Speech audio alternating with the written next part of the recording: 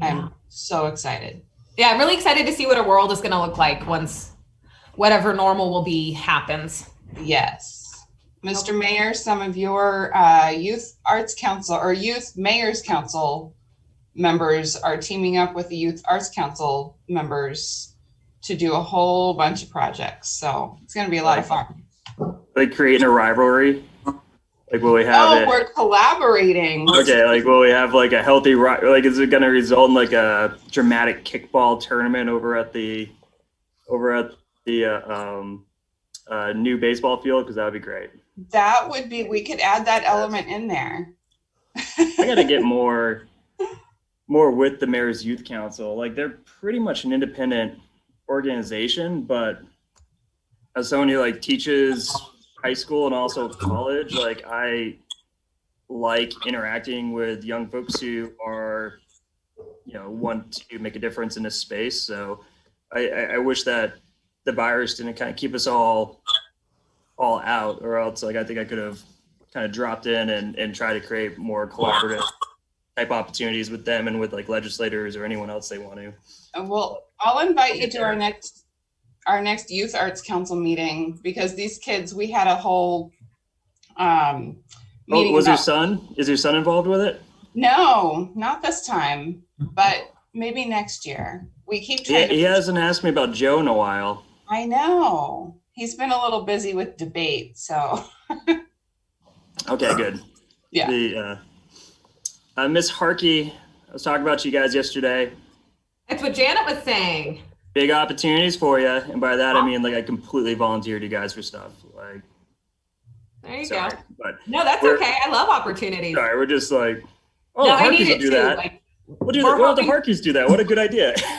Like, we're hoping to rehire staff soon, and I know that they all are hungry for, financial compensation for work, but we all, this is all something we love to do. Our jobs are more than just jobs for us. So like, so there's a whole psychology behind that, where like we talk about labor is like just an economic term for human activity, right? Like, we all actually do stuff, and that's why like people just want to get back to getting busy. So but we have I meet with a group of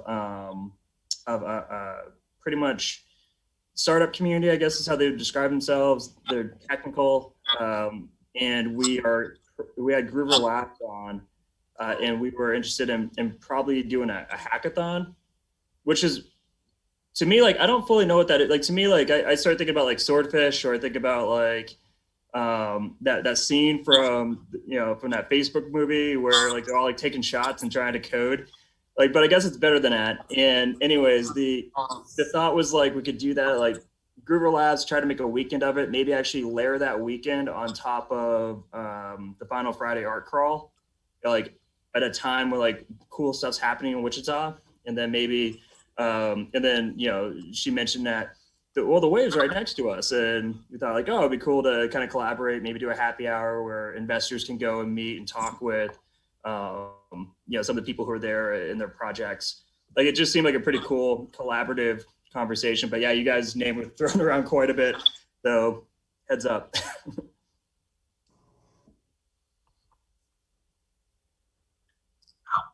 Stop it. You all freeze? I think you're all I froze. I'm back though. And everyone's speechless. All right. All right. So anyways, we're going to try to get you in a loop on that. And someone froze again. Oh no, I'm gone again.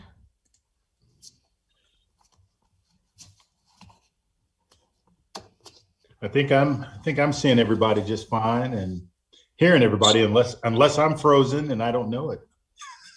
You're not froze. All right. We need you to, Wayne Bell, Jan and I were talking about you today about like, Mr. Bell will also be reporting on the, on the agenda. He pretty much has a standing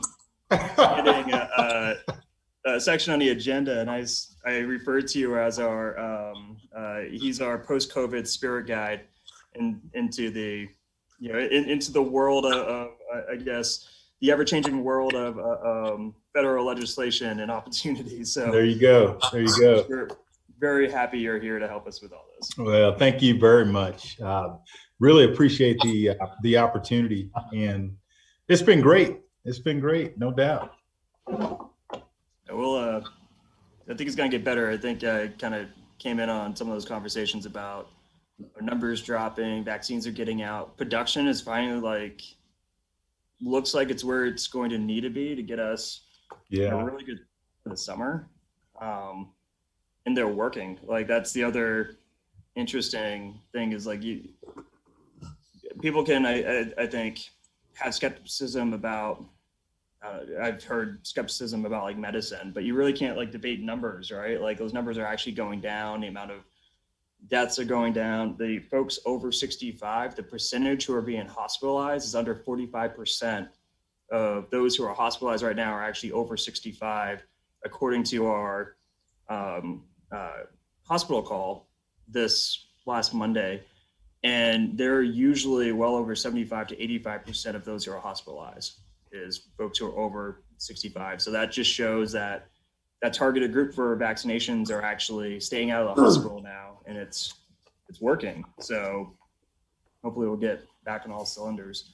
Mayor, Yes. If I can ask a question, in your hospital talk, what was there any conversation about the P1 variant? So the variants, we have a little bit of conversation about the variants, and that's kind of the wild card, right? We can't make, and that's one of the reasons why we can't just let our foot off the gas when it comes to ordinances and masking. And Dr. Nims have been pretty focused on this, where we can't make policies for coronavirus today based off policies that were recommended last year because we have a new variant that's more contagious. There's about 4,000 new variants total with the coronavirus. That's kind of its trick, because it's able to move. A lot of the variants, though, really aren't a big deal, except for a handful of them that are either more contagious, which, we actually have, I think, a couple dozen cases in Kansas that have shown with this other more contagious variant, and that's why they're recommending double masking. And also, South Africa has a more damaging, I guess, I'm not sure if it's deadly, but more damaging variant as well. Now, the vaccines are interesting, and we got to be careful with how we talk about this, because, they say, well, Johnson & Johnson's only 66%. And frankly, we don't know what Pfizer and Moderna would have been if they were tested in South Africa during this variant. We just don't know. What we do know, because the sample was different. What we do know is that the vaccines keep you out of the hospital. So when you look at kind of what effectiveness, with mild and moderate symptoms, they're pretty much, you might turn what could be a death sentence with a COVID variant into what results in the weekend of flu-like symptoms, right? So what we're seeing is that we have lower numbers of complete immunity to some of these new variants, but the trend seems to be with the different medical responses with vaccines is that they still protect you from some of these variants. I mean, you might feel a little sick, but you're not going to go it won't be as bad as it could be. All these have shown to be 100% effective at keeping people out of the hospital. And and that's kind of where I'm going with my thought, and that is that I don't think we need to wake up scared every day like we did 6-8 months ago, but I absolutely, as a healthcare provider, don't think we can take our foot off the gas when it comes to masks. I mean, I'm just, my families who have not been able to see their loved ones for many, many months now are all like, okay, the gates are open now. We can all just run in and hug our mothers and fathers. And we are going to allow, starting Monday, we are going to allow visits scheduled certain amount of time, often a certain area, that kind of stuff. But we've already started having issues of people thinking that they can just show up without their masks on. And I just, I hear about Texas and Alabama and whatever. And I like the fact that they're letting local jurisdictions make those decisions. But having said that, I hope you and everybody else are on board that we've got to keep on wearing masks and washing our hands and not doing stupid stuff. Yeah, and the Dr. Menz, all these decisions happen over at the county. They're supposed to happen over at the county, and he made a comment about, and he's become much more bold, I think, throughout this year. But he made a comment about how, like, we're not making decisions based on politics, and none of them are up for election right now. I think the election year kind of threw a lot of this into a tailspin as well. So I think that we have the right people who are looking at it the right way. But I agree with you. I mean, if October is any type of indication, last time we had very low numbers, like we immediately went into a spike because as soon as governmental officials started indicating that they could loosen things up, everyone rushed out again. And, you know, we got to double digits. It took us, we lost thousands of people who succumbed to this. It just, you know, in the fall alone, you know, we had as many deaths just in a few months here in this country than we did through like the first like half of the year, because leadership matters, frankly. Like if you start saying, no, we don't need we won't need any of these mask things anymore, then people will assume you don't need a mask anymore. So, but good. Yeah, we'll get through it. I think we're further along though than we would be. We frankly. Good morning. Good morning. Frankly, we could be, considering that that, you know, we literally made a vaccine in less than a year to a virus that humans have never before. So, okay, but all right, let's go ahead and get to the agenda. We have Marley on, who is our city lobbyist. She's going to give us a legislative update to get us caught up on what's happening at the legislature when it comes to policies that could affect small businesses. But before we get to that, has every member had a chance to review the minutes? All right, are there any why am I stuttering with this? Like this should be like second nature, right? Like, I'm sorry, like, are there any discussion on the minutes or any amendments? And if not, then I will approve to accept the minutes. And are a motion to approve the minutes? Are there a second? Is there a second?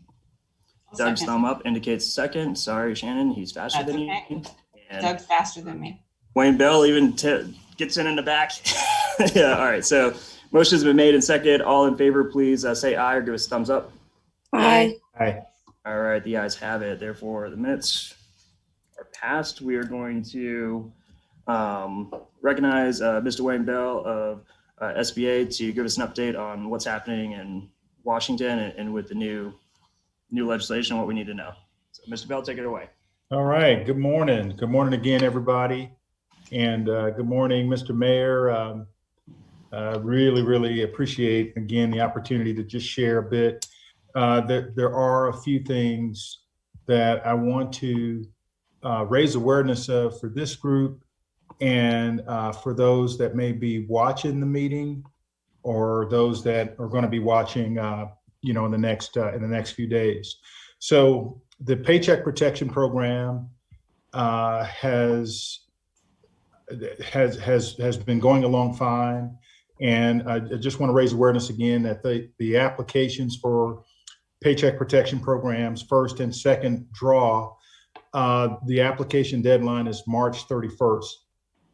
Right now, we're in a window that has been established, a 14-day window, specifically beginning February 24th, running through, 14 days. For businesses with fewer than 20 employees, this period has been set aside so that you all could apply for PPP, and only entities at 20 or fewer or fewer than 20 are going to receive approval. So it's kind of a period that's been set aside just for underserved communities. And not just, I wouldn't say just for underserved communities, but there's certainly an emphasis around underserved communities, but then also it includes all businesses with fewer than 20 employees. And then also, here is a really big deal that was just announced on March 3rd. There's a new calculation that is going to allow independent contractors and sole proprietors those that use the 1040 Schedule C, were now in their PPP calculation, they're going to be able to use their total revenues as opposed to the net income. Big deal, because that's going to result in higher payouts, higher loan amounts for those business owners in those categories. There are a series of calls that are happening right now until March the 8th. And those calls, I just dropped the information. I actually just dropped the link to this information in the chat. I'll also send the information for calls that are happening. So to again, just raise awareness and to explain these changes on a national level. There are a series of calls that are happening again through March the 8th. And so I'll share that information. Beyond the Paycheck Protection Program, we still have the economic injury disaster loans that are available through the SBA. Business owners and nonprofits and eligible entities can apply for those loans online with the SBA. If you have any questions, you're welcome to contact our local district office. You can find us all at sba.gov, and then just select the Wichita district office there. When you look, there's a link for us, and all of our contact information is there. So I'm going to pause there, and if there are any questions. Oh, by the way, Shuttered Venue Operators Grant. This is the one that the Harkeys have.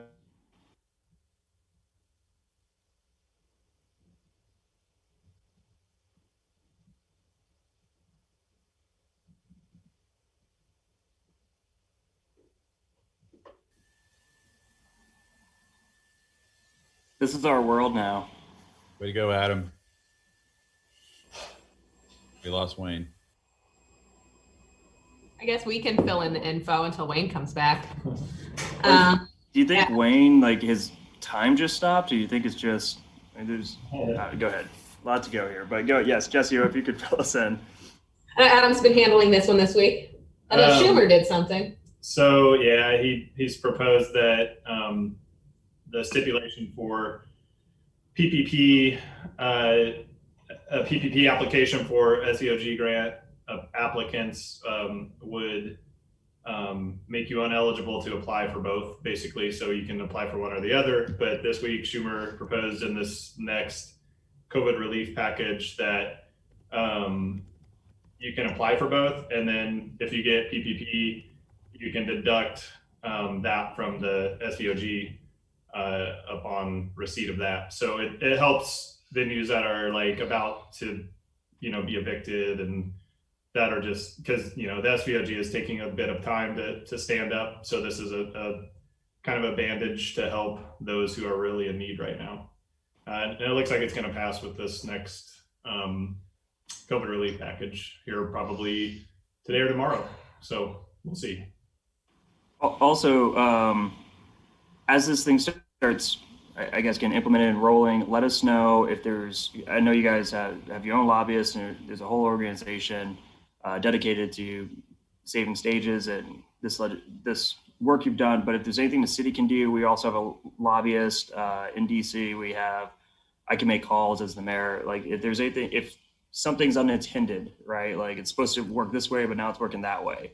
And we might need a fix or something. Please let me know if there's anything we could do to help as well as this thing starts unrolling.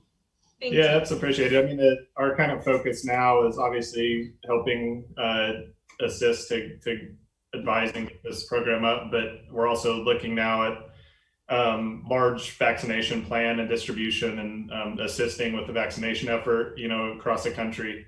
So we're working on that. And then also just a reopening plan, something that we can, together as an industry assist with an overall reopening plan to help folks understand what they need to do, what they should do, and then help, different localities adjust their reopening plans to, make sense for everybody. So that's kind of been our focus. Wayne's back.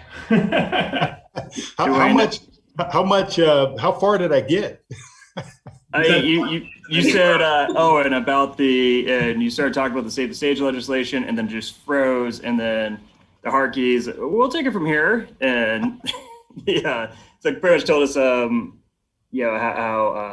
you can't double dip, it sounds like, and a few other details. I don't know if there's anything else you needed or other topic you wanted to touch on. The thing about that program I learned yesterday is that the application will not go live until after March 31st. And I know that is incredibly frustrating for, that community. Jesse and Adam, certainly, I don't know, behind the scenes, I just know that the agency is working through all of the details. This is a new grant program. And, with all of the legal nuances and policy things that have to be addressed, it's just taken longer than I believe anyone anticipated.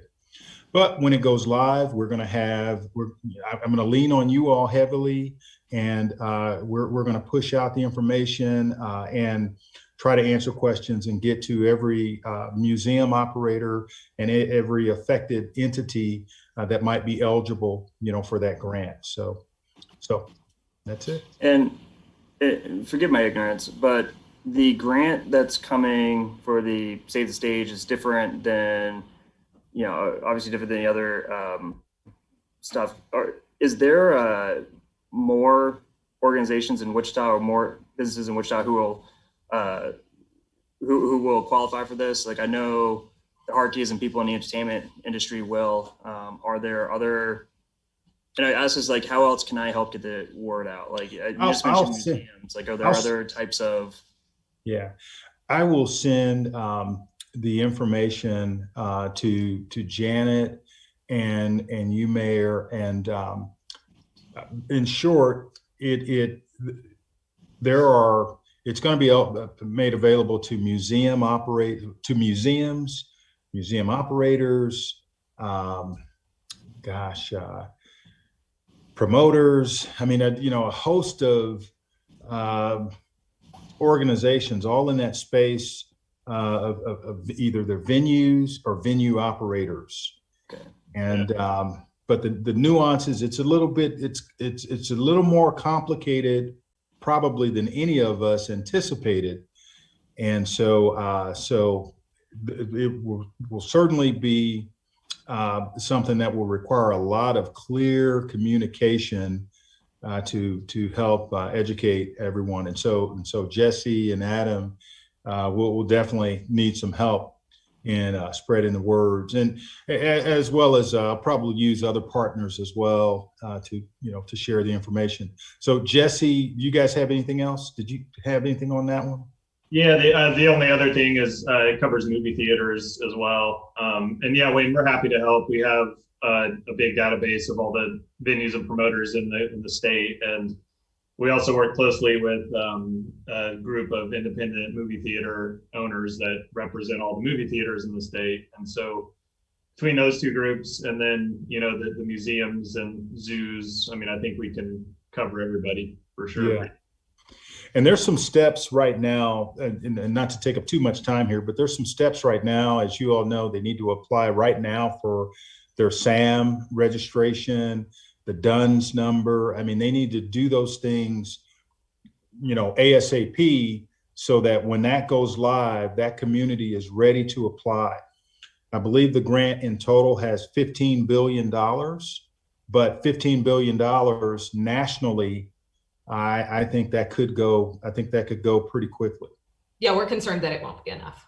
Yeah. And there's another 1.25 billion in this next reconciliation that's been proposed to help with that. And then I think there's also a large portion in there for y'all to the SBA to hire up staff to get this running, because I think that's been one of the setbacks is, $15 billion grant program is more than the SBA is typically doing on a daily basis. So I know that that's in there. And then Wayne, I was also talking about the fix to the PPP SVOG issue that Schumer presented as part of this next COVID relief package, stating that applicants can apply for PPP and SVOG, but the PPP will just be deducted from the SVOG if they're approved for both.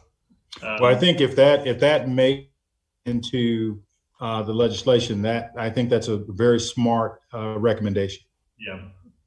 Something else I would recommend for people, and Wayne, we talked about this and I wasn't sure before and I've gotten it figured out. When applying for your SAM number, you do have to get a notarized letter, and it is a pain in the backside because I've had to submit it 3 times now, and I think I got it right. But so anybody you talk to, make sure they get that notarized letter going ASAP because it is frustrating. Yeah, no doubt about it. If there's anything in their in their registration information, either with the IRS or with the state, anything that doesn't align exactly, then they get in this loop that goes on for a while. So yeah, we'll start to set up some information sessions, and workshops, just around that. The SAM registration, DUNS, and that stuff. We'll start working on that ASAP because it's a big deal and it takes longer than people would imagine. Let's do what we can to make sure that those in Wichita who qualify, try to reach out to them. Maybe we could talk later about getting a list or something, getting something out to folks who would qualify in Wichita for this, so that once it's open and it's ready, they can have their ducks in a row and try to get the largest piece of that pie before others take it, right? Like we want to make sure as much of that gets into Wichita as possible. So, well, the other thing going on with SBA, Wayne, is the restaurants bill, and Andy probably knows more about that, but I think that's going to potentially run through the SBA as well. And that's a really big deal for a lot of local businesses. Yeah, that's going to make them whole if they get that, from what I've heard. Okay. We're going to need your A game, Wayne. We're going to need you on. You got to be on this year, okay? You got to save all of us.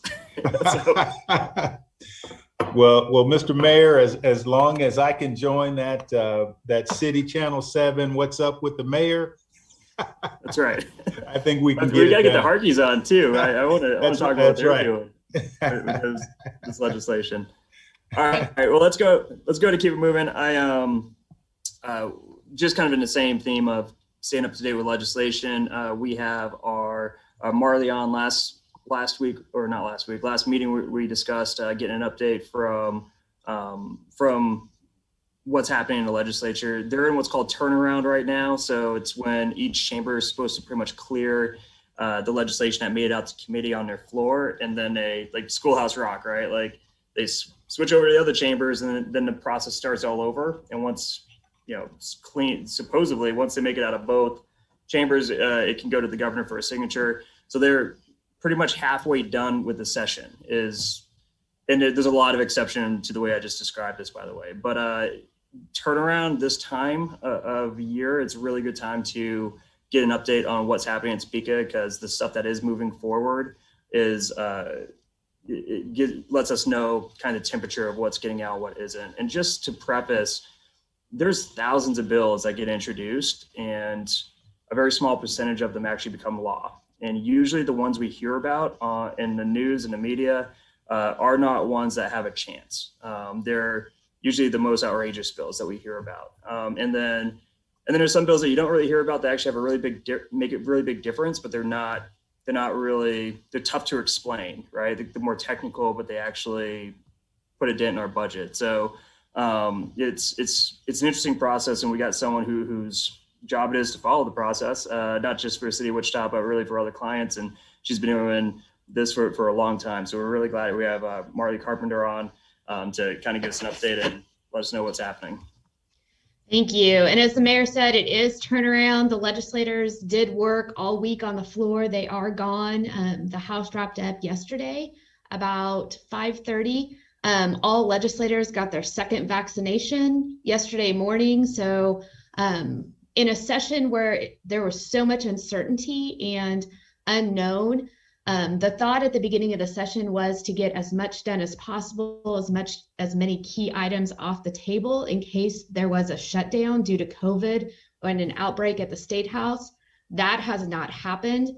And Mayor, in all your time up at the State House, this may be the most productive legislative session just because of the fast start, and they have not let up on the pace of legislation. So it is a very fast-paced session. Legislators are gone till Wednesday. They'll come back Wednesday, and they will start the second half of the session looking at additional legislative items.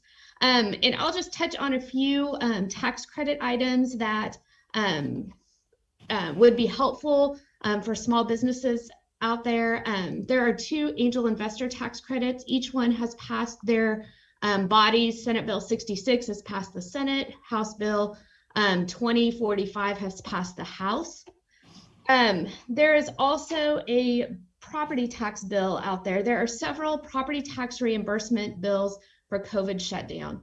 There are several bills that do require direct contributions from the county, which from the city's perspective as well as the county's perspective are a little concerning.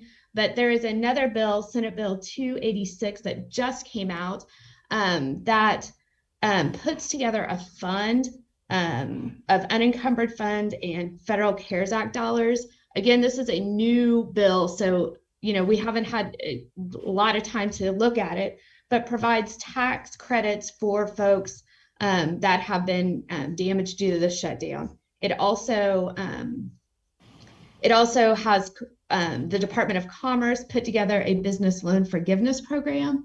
That's Senate Bill 286. It is a new bill, and as the mayor said, there's lots of ways around all of the rules. This is an exempt bill, and so it will be heard in the Senate Tax Committee on Thursday.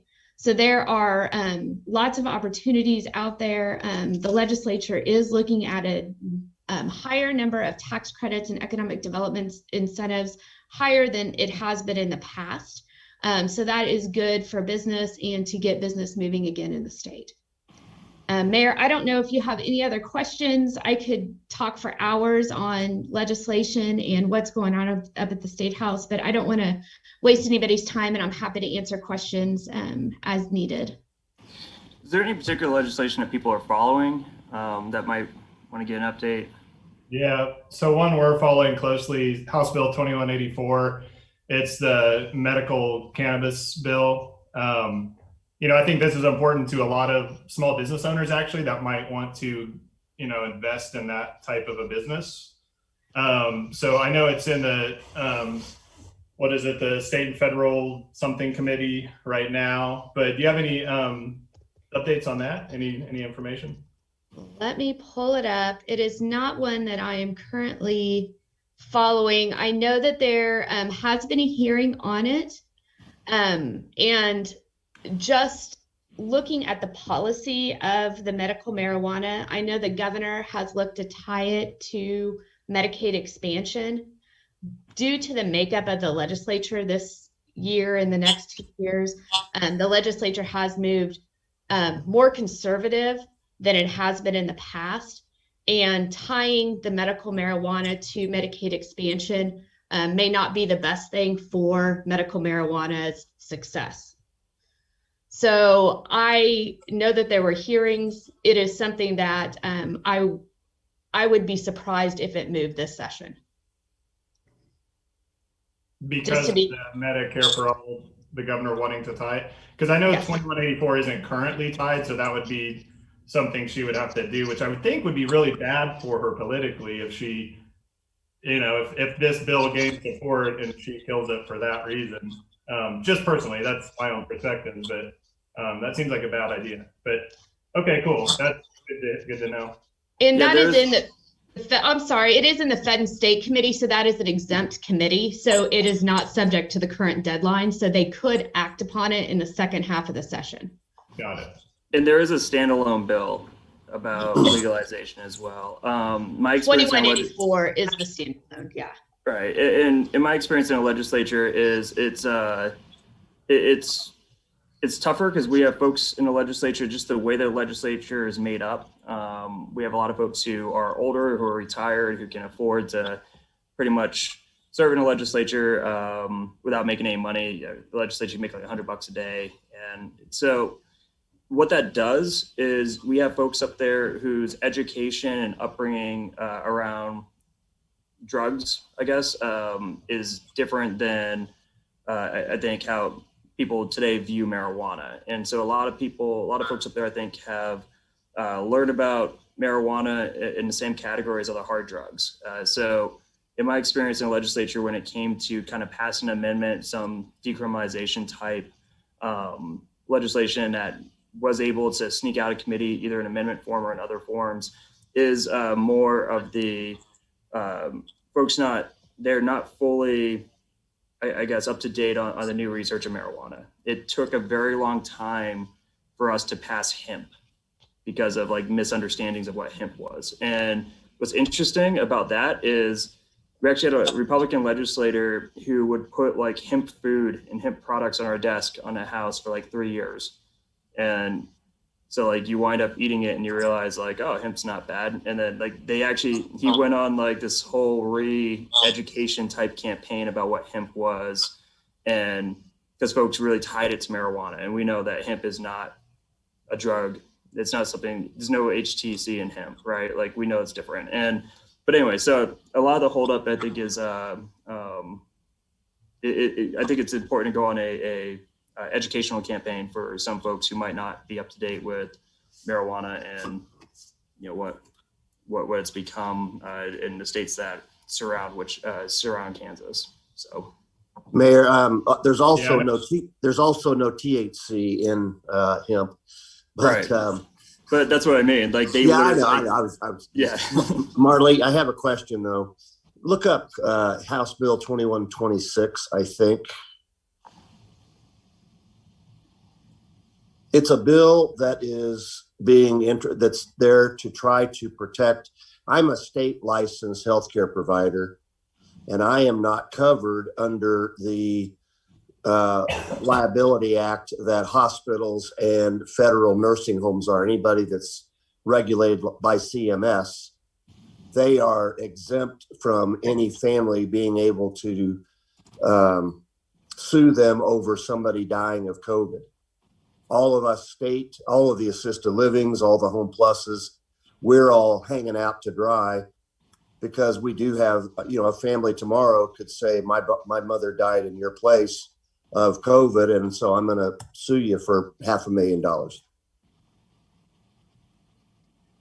Yeah, House Bill 2126 does provide state immunity for COVID-19 in adult care facilities. That did pass the House yesterday on final action on a vote of 85 to 37. Awesome. Yes, awesome. So it will go to the Senate, and that is one that I do expect will continue to move through the process. Perfect. Thank you.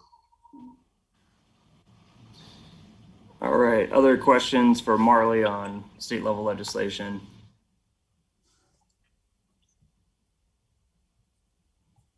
All right. Of course, as we move forward with this, I just thought of one. I'm sorry. Go ahead. Is there any movement on the liquor rules or any changes in the liquor laws that you can see happening right now?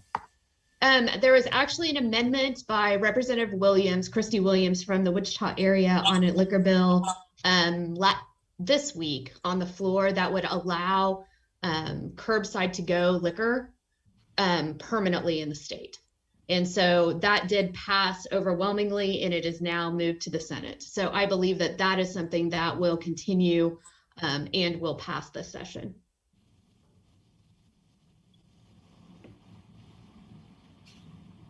All right, is there any other questions for Marley to get an update on what the temperature is in Topeka? Sometimes it's really hot, sometimes it's really cold, depending on the issue. And yes, so please let me know if you guys need anything or have any other questions. Email Mayor Whipple and he can send them to me and we can absolutely get your questions answered. Thank you. Appreciate all the work you do. All right, so now we get into the other part of our agenda. Is there other stuff that people would like to discuss or talk about? And we talked a little bit about COVID. I will say that I'm in a loop over with my friends in the county when it comes to the amount of vaccines they're getting.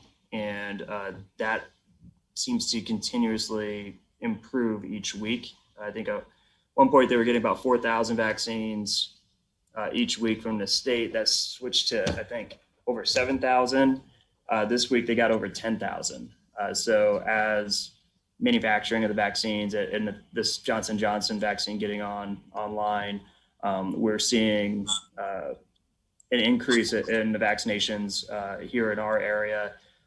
We loan them in the library, as I think many of you know, and will, as a city, we will do everything we can to help the county get these shots out.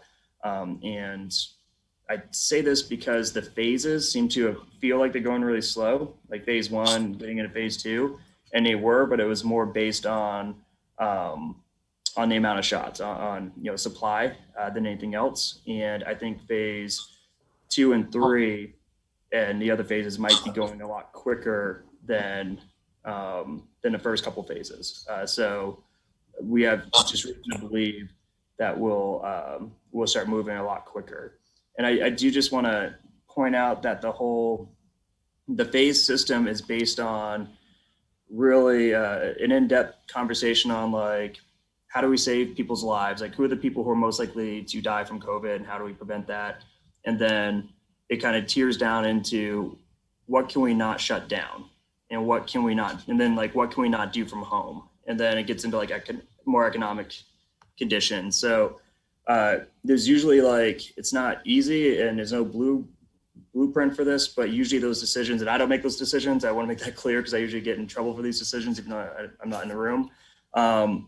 But we get into, I think, some of these online discussions, maybe probably no one here, but just in general, where it's focused on values more than kind of the logic of what they're trying to accomplish, where you get, I was pulled into a discussion about higher education professors who, how come K-12 teachers get this, but we don't, right? And, and there's real logistical reasons why kids should get back into the classrooms as soon as possible versus making college classes not online anymore. Like, the conversation wasn't about the logical reasoning, it's about values. Like, do you value them more than us? And so I just want to kind of get out there that we're probably going to get more of these discussions as more people come online and more groups are opened up to the vaccine. Hopefully there'll be short discussions because hopefully we'll have enough vaccine to get through this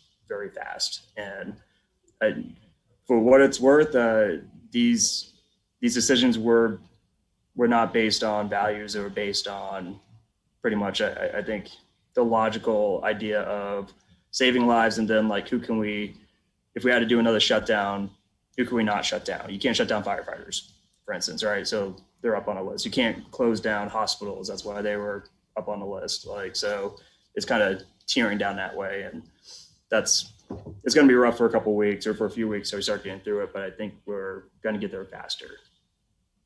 Are you aware of any plans for the ramp up in April through July? I mean, I've been searching and talking to folks in the state and the county, and it sounds like there's none at this point. And so I'm a little concerned. There's, a ton of doses that are going to be available soon, especially towards the general public. And if we're not ready for it, specifically for distribution of said ramp up. Distribution and getting shots in arms, The library can only do so much volume and so much throughput. So are you aware of anything? Yes, I am, but I can't get I'm not aware, I can't get too into it, where my understanding is, and this is interesting, like, by the way, thanks for asking. The Sedgwick County Health Department has a plan to get out, I think, according to a commissioner that I'm close with, to get out about 50,000 shots a day, which right now they could do about 4,000 a day if they wanted over at Interest Bank Arena. So they got a plan in place to really ramp that up. But I also just want to point out, and this is like why thanks for asking this question, because there's a misconception when it comes to where to get this shot, as if when I talk about Sedgwick County and everyone around here talks about Sedgwick County, we're talking about the Sedgwick County Health Department as an agency, right? As an actual group. And so we're just kind of micro-focused on this one group, but we also have other healthcare providers who are providing shots as well. So Health Corps, for example, has a their clients and they have a specific mission, and they get their own supply of shots coming in from the feds. Same thing as Hunter Health Clinic, they get their own. We have one more, which escapes me right now, that I think it's MedCorp or something, that gets their own shots as well. And they have very specific groups that they target. And so they're getting shots out as well. And then the pharmacies. Also, one of the great things with Johnson & Johnson coming online is that it doesn't require the hyper freezing. So it was thought that the Johnson & Johnson, and it's one shot, so you don't have to do a follow-up, right? Like, so if you don't have a relationship with a doctor's office, or, the county will make you fill out paperwork so that they can follow up, so you get your second shot. If you're just in Dillon's, like I am every year when I get my flu shot, just randomly, and it's available, you'll take it and you don't have to come back. So, and they don't have to upgrade their refrigerators or the freezers. So that's the other distribution that's going to play pretty much a game-changing role, I think, is pharmacies, because almost every American lives within 5 miles of a pharmacy. So instead of going to one centralized location, once we start getting more supply, we will have multiple locations throughout the city, and not all of them will be coming from the county health department. Like, the private sector will also be, kind of carrying part of this, and also the nonprofit community medical sector will be playing a role as well. So the goal is to have multiple avenues to get the shot, and I think that's where it's going to go, and it should alleviate a lot of congestion just downtown. But I think we are hyper focused on what's happening downtown, because the county health department is the leader right now at distribution.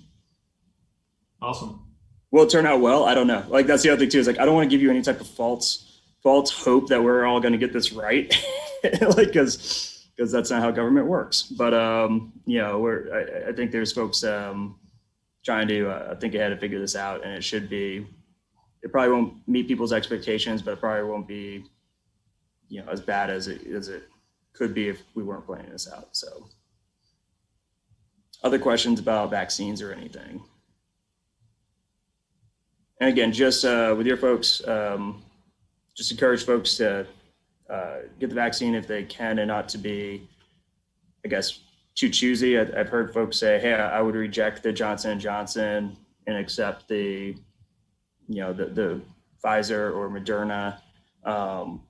They're all 100% against putting you in the hospital and dying. So you're better off with the Johnson & Johnson vaccine now than you are with COVID without one. And it looks like there will be the 2.0, 3.0 vaccines in the future that will be kind of booster shots to help with any variants and stuff. Like, you can still get those once they're available as well. So you don't have to be like dedicated to one brand for like the entire, the entire future of this. So we want to just encourage folks to talk to those within their networks about this if they can. All right, anything else? Cool. Excellent. Harkeys, I might reach out to you once we start talking about this like hackathon, to this event we're trying to put on, because again, you guys are, I think, are right across the street, and we could probably do something cool, like cool collaboration part with this. And Shannon, I might talk to you about trying to kind of pull in the art community with this, because I think this would be a way, if it's a regional thing, we're bringing people in for this, it might be a way to kind of show off Wichita a little bit, if we can layer this event on some other stuff that might be happening, in the area with the art community as well. So I love that. Might reach out to you guys before our next meeting. I cut out when we were discussing this earlier. My internet went down. Are there specific dates in mind for this event as of yet, or just in the future? I don't think within a couple months. I think a few things have to happen to make it work, which means our numbers have to keep going down, and the folks on a call who were part of the startup tech community, they really have to kind of fill in the details as far as like, okay, what are we doing, right? Like, but as far as like what is the goal of the hackathon? What is the goal of of what they're creating. Well, our role is to pretty much put the infrastructure in place. Like they needed a venue. Like, well, that's something we can get.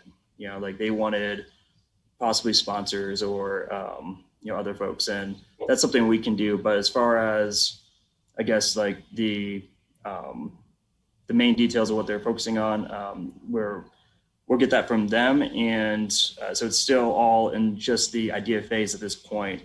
But, you know, the idea phase at this point is what if we could do all this other great stuff around it as well? And that's where you guys kind of came into the discussion. And yeah, so we're still working on it. We're talking at least a few months down the road, but this year, like sooner than you know, later, hoping everything goes well. Awesome. Yeah, that's something we'd love to be a part of. Excellent. Cool. All right. Well, thanks, guys. I appreciate everyone being on. We're actually going to get a little early today, which is uncharacteristic, but I'm sure appreciated. So thanks, everyone, for all you do. Let's keep the discussion going. If anything comes up throughout the week before our next meeting, then we will, you know, we can chat about that. Our next meeting is March 19th, and look forward to seeing everyone then. Thank you.